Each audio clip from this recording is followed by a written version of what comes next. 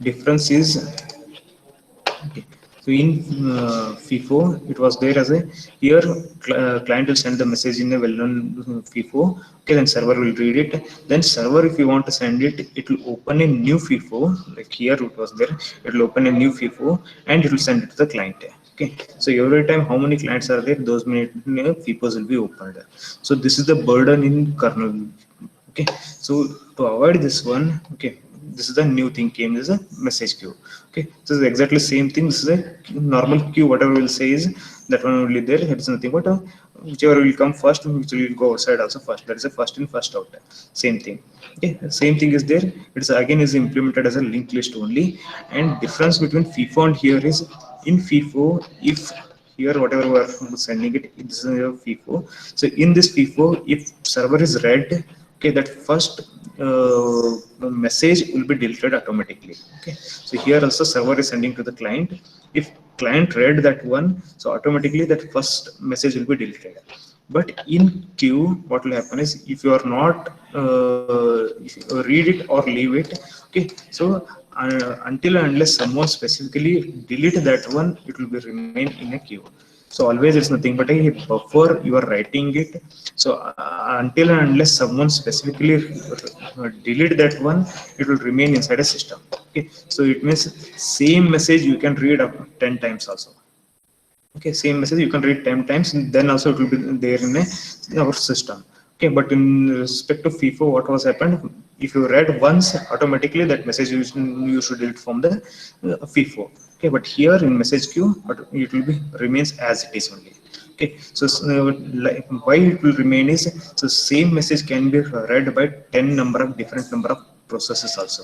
Okay, so that's why it will not delete automatically. Okay, so here one queue can be shared between n number of applications. Okay, I'm saying as an application, when you are saying as application, so that time it may come as a one application have n number of processes also. So one application have n number of processes, it means n number of processes are automatically communicating to each other. So on that time, what will happen, until and unless you will delete from the queue, or you will reboot the entire system, that message queue will remain as it is. Okay, so so here next thing is, so here normally it will act as a queue. So for to open a queue, normally like open a FIFO, we had as a file name we used to give it. So here what we will do is one key we will give it. So whenever you will give the key, so if so kernel is able to open that queue in a kernel space, so what will it will give is, it will give a queue ID. Okay, it is a message queue identifier, it will give it successfully opened.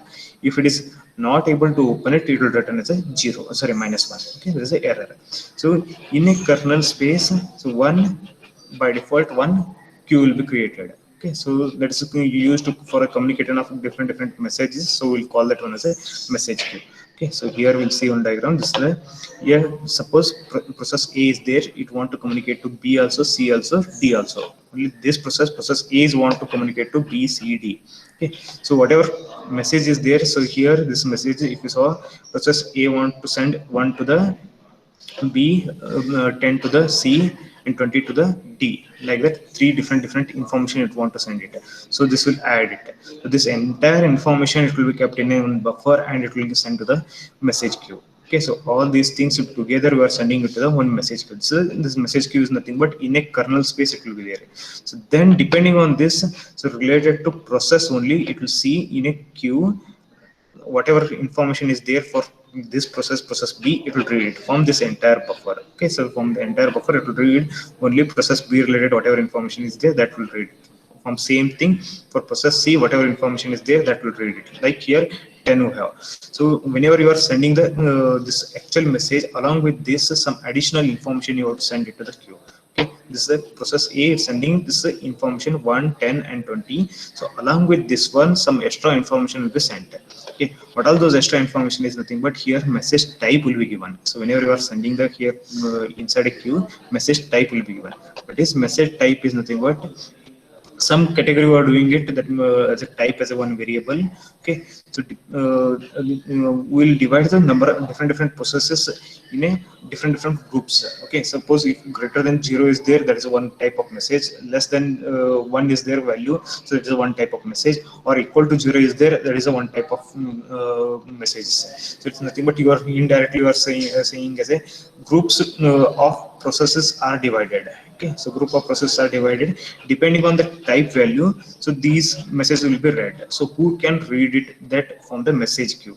So for that we have as a type as a one kind of information. Okay, so depending on that value, so whoever want to read it, you can read it. So this is a common thing shared between the n number of processes. So it is not as a security point of view or discussing here. We are saying as a which all processes can read it. So it's nothing but if is the type is value is suppose 10, so process B can read it and process C can read it, like that. Okay, if the process value is less than 0, so only process D can read it, like that. Some information will be there. Okay, so what is the type variable, we'll see it. So here this entire this queue part will be there inside a kernel space. Okay, and always for each queue, so like that maybe communication will happen between this is a one set of processes, like that different set of processes we want to communicate to each other. So different queues will be there inside a kernel. Okay, so here, so each queue will be having, so those all each queue will be having a message queue identifier. Okay, so each queue will be having message queue identifier, and corresponding to this queue one information, that is a resource, how it is utilizing, that will be kept. So that will be kept inside of one structure. Okay, so that structure we are seeing as a message queue identifier, that's a message queue identifier. Then there DS, this is a data structure. So this is the data structure of one queue. So whatever this one queue is there, for that one data structure kernel will be maintaining. So what all things it has is, it has actually depending on version of your system, it has more number of information. Okay, so most common are listed here. Okay, so depending on your Linux, whatever version you are using it, so many different versions things are added here in this structure. So most common is permission. Okay, message permission, who all can send it. Okay, all who all can receive it. Okay, and in a message queue, how many number of messages can store. Okay, so like here we had as a, this is a message queue. So here whatever buffer we are saying, this is maximum maybe 10 information, 10 messages only we can store it, like that. So how many messages we can store it, and each message number of bytes. So, okay, so that is the number of maximum size of that message, so that will be there. Okay, and last who sent the message, and last which process received the message. Okay, so like that you will be having n number of informations. Okay, so this is the last which message sent, no, that timing. Okay, so any modifications we did in that message queue, that timing. Okay, so here those timings information, who sent the PID of that processes, these are the three are the timing, who sent it, who received it, or any modifications done on the that message only. So what? Okay, so these things will be there. So what is this modification done on this message queue is nothing but, suppose initially we thought as a message queue, this can be communicated between three processes. Okay, there is process A, B, and C. So after later some time, okay, whenever they are three are communicating, maybe process C is created new process, that is D. So now we want to allow process D also to communicate using this queue. Okay, so that time you have to allow this process D to communicate using this message queue. So that time you will modify this, whatever structure content is there, now there is a permissions you will modify it. Okay, for example here, for whatever permission is there, this permission will modify it, so who all can communicate it. So this modification whenever we will do it, that time will be noted down. So, okay, there is a last modification. Okay, last change time, whatever we are saying, it is nothing but in a this queue, if you did any permission related modification, that is it will be noted down. Okay, like that whatever operations will be performed on this queue, one kernel will maintain one structure. Okay, this is a data structure, is related to entire all processes together, whatever operations are performing on this queue, it will be kept, okay, in this structure. Now we'll see how these will communicate. Okay, these processes will communicate to each other. So suppose you, here one queue is will be there inside a kernel, means someone has to create this queue first time, someone has to create it, or already queue is there, means they should know the where they have to send it. Like process B want to send some data to A means, so where it has to send, which queue it has to send. So that information should be there. So for that we'll be having one message as one function that is nothing but message get. Okay, so message get is nothing but here first time whenever you are trying to send the information, so it will create the queue. Okay, it will create the queue inside a kernel space. This queue will be created message. Okay, so then if it is already there means process B, suppose process A first time it want to send it, so it will call that message get. So it, here one kernel inside a kernel, this queue will be created. Now process B want to send it or receive it data from the process A, so again it will call the message get. Okay, so that time automatically same identifier it will be given. So, okay, that is nothing but already queue is there. In from this queue only you read it. Process A is sending to this queue, from this queue only B has to read it. Like that it will give the information. So for that always you have to send a key. So it's nothing but one key will be there between the all the processes. Okay, same key all processes will follow. So depending on this key, here one identifier will be written. Okay, from this message get function one identifier will be written.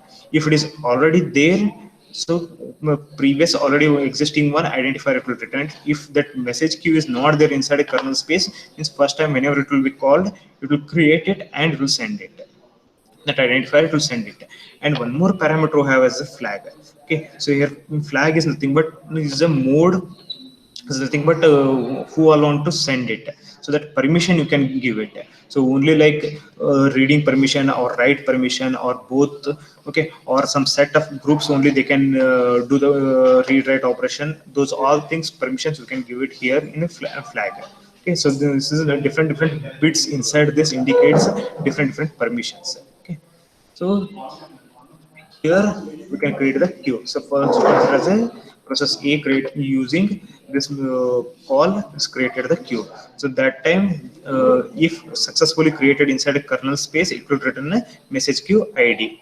If any error is there means -1 will be written. So it's not created the any queue only in a kernel space. Okay, now we'll see how we can send it. Okay, so whenever you will this will be created successfully, you will get the integer value.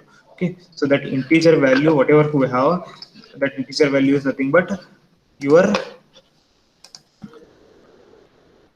so that integer value is nothing but a message queue id. Okay, so this will be there. So for this you have to send the information, that is a message. While sending the message, so which queue you have to send it, that information will give. Then here is a pointer, is nothing but here whatever buffer is there, even your buffer, that content, that buffer will send it. Okay, so always while sending it will not give any data type. If you saw here, it's a void. Okay, it's nothing but content only you are sending it. It's nothing but number of bytes you are sending it.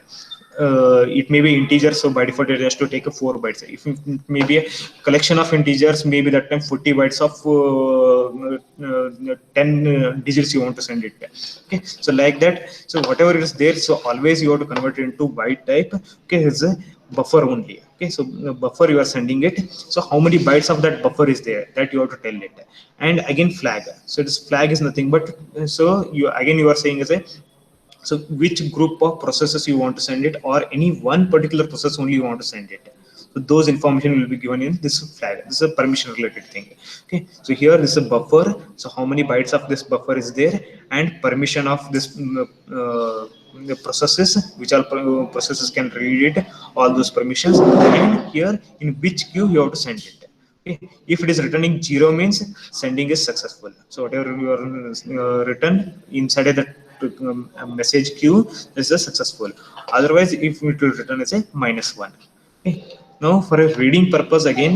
Okay, so reading purpose we have same thing, one more thing, that is nothing but message RCV. Okay, that is a receiver.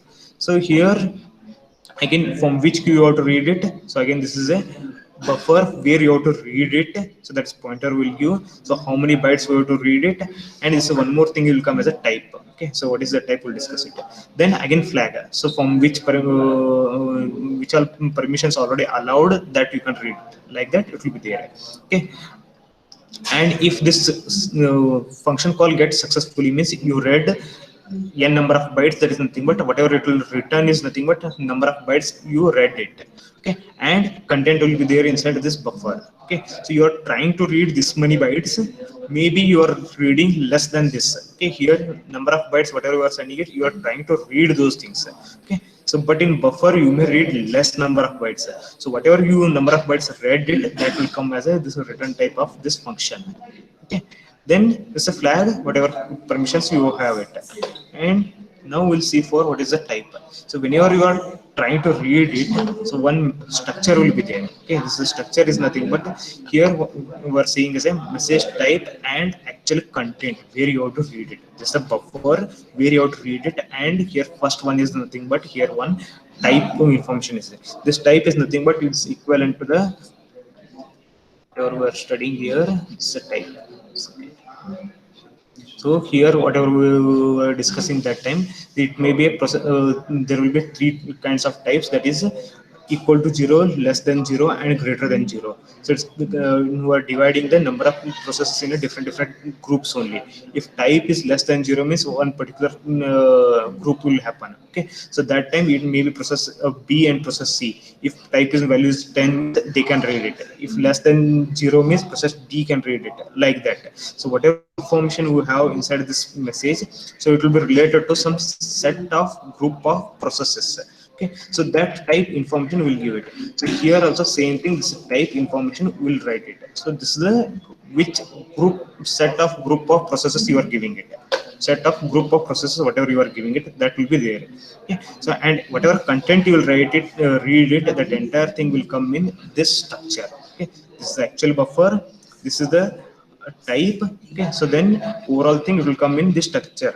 Okay, so this structure content only, this is whatever we have this member types, these member types only we are passing it. So here we are passing as a type, and here whatever wide pointer is there, this will be the this buffer we are passing it. So normally these two will pass as a here these two arguments. Okay, these two arguments will pass it, and whatever content you will receive here inside a buffer will receive, and type of that uh, group you will give here. Okay, so depending on this we'll receive it. Any doubts still now?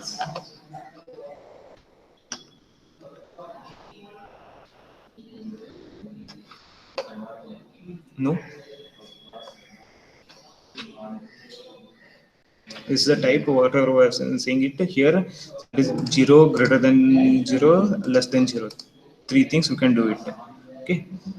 Oh, and here one more thing is in a message queue. Okay, compared to our FIFO. Okay, so in FIFO what used to happen is normally whatever first thing is there, that is nothing but first message. Okay, so here this is considered as normal FIFO only. So that time whatever first message is there, only that can be read. Okay, so like here you are trying to communicate between process A, B, C, D. So whatever first we written is maybe 1, then 10, then 20. So always until and unless you read 10, you can't read. Until and unless you read 1, you can't read 10. Okay. So in FIFO, this is the condition. Okay. But in Q, so depending on type, directly without reading this first one, directly you can read 10 also. Okay, this is nothing but we are saying is actually it's a first in first out. Okay, so like that it should be there. But because of the type content, so what you can do is first one whatever is there you can avoid it, and directly you can read this one. Okay, so it's nothing but here collection of this messages are there. Okay, and inside this only you have subgroups also, that is nothing but different types whatever we are seeing it, there is nothing but subgroups are there. So directly then in that subgroup first whatever message is there, that you can read it. So this entire thing is FIFO. So inside that you have, suppose consider the three subgroups. Here first one, from this one second one, then this side up third one, total three. Okay, 1, 2, 3, like that we have subgroups. So in this first subgroup, if type is equal to 0, maybe this is the first subgroup. If type is greater than 0, this is the second subgroup. Type is less than 0, third subgroup.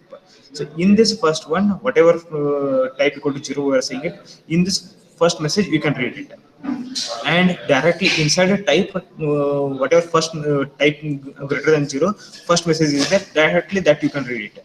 So and no need to read all these messages, then go for here directly in between subgroup first message you can read it. Okay, so you can divide three subgroups. In that subgroup again you can read first messages inside a subgroups also. Okay, so this is the new additional thing in message queue compared to FIFO. Okay, in FIFO directly one by one you have to read it, but here directly whatever type is there, depending on the type, whatever corresponding process it want to read it, directly it can read it. Okay. Any doubts?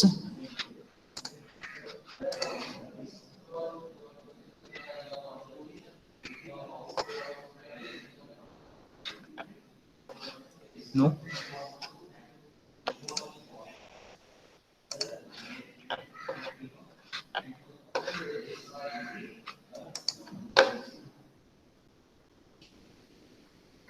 So one more thing is, one more process is there.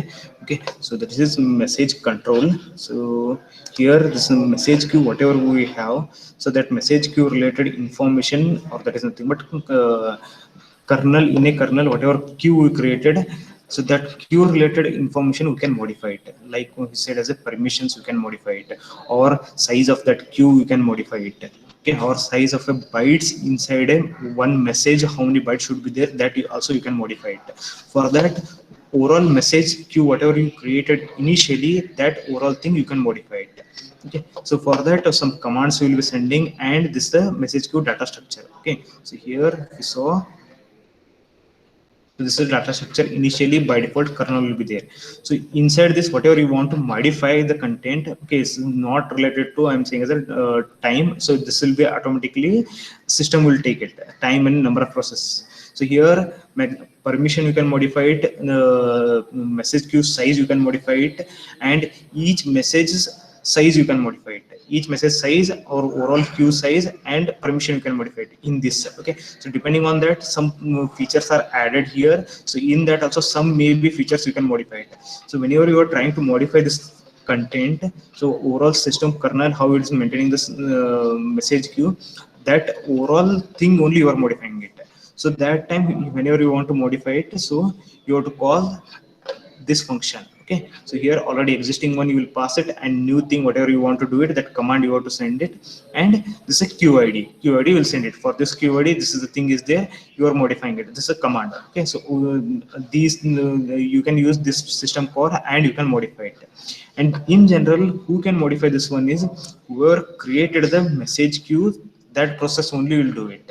Okay, suppose for example process A created the message queue and process B want to try to modify this one. It can do if and only if. So that is nothing but while creating the message queue, process A is allowed process B to modify it. Okay, there's nothing but if you saw whenever you are creating it, you will be having the permission. Okay, so here in a flag whatever is there, this one here the set of permissions are there, so who all can modify it. So that time if all processes or set up group of processes can modify it, that permission is given, then only other processes can do it. Otherwise whoever created this queue, only that process can modify it. So in general 99 percentage time whoever created the queue, that process only will modify it. Okay, so that process only in general normally call this one, this function we call it. Any doubts?